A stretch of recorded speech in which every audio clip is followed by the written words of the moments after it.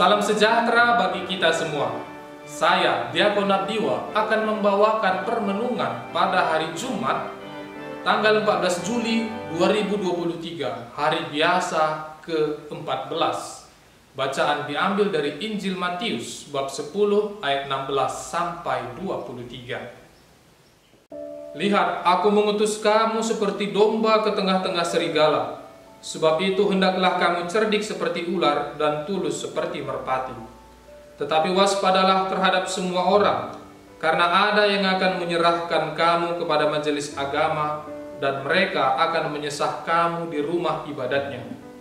Dan karena aku, kamu akan digiring ke muka penguasa-penguasa dan raja-raja sebagai suatu kesaksian bagi mereka dan bagi orang-orang yang tidak mengenal Allah.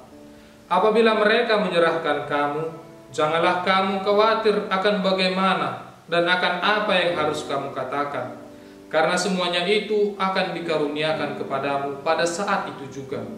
Karena bukan kamu yang berkata-kata, melainkan Roh Bapamu, Dia yang akan berkata-kata di dalam kamu. Orang akan menyerahkan saudaranya untuk dibunuh, demikian juga seorang ayah akan anaknya. Dan anak-anak akan memberontak terhadap orang tuanya dan akan membunuh mereka. Dan kamu akan dibenci semua orang oleh karena namaku. Tetapi orang yang bertahan sampai pada kesudahannya akan selamat. Apabila mereka menganiaya kamu dalam kota yang satu, larilah ke kota yang lain.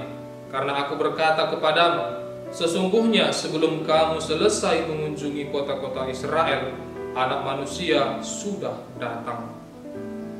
Demikianlah sabda Tuhan.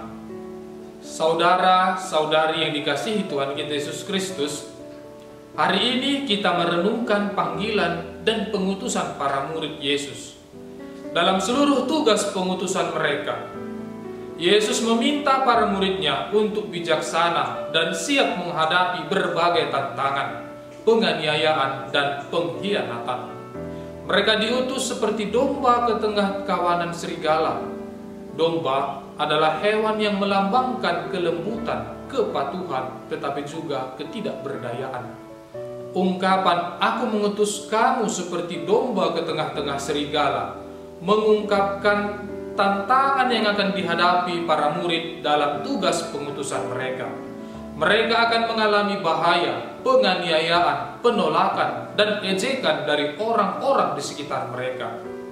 Penolakan dan penganiayaan atas nama agama sudah marak terjadi sejak dari awal jemaat Kristen.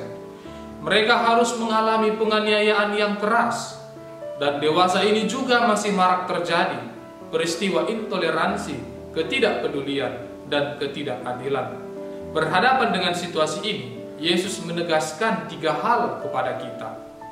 Pertama, Yesus meminta kita untuk cerdik seperti ular. Melalui ungkapan ini, Ia mengajak kita agar bersikap kreatif untuk mengkomunikasikan pesan Injil, sehingga memungkinkan keberhasilan proses kesaksian iman di tengah dunia modern. Yang kedua, Yesus juga meminta kita untuk tulus seperti merpati, dengan segala kebijaksanaan dan kepintaran dalam menghadirkan kasih Allah ke tengah dunia.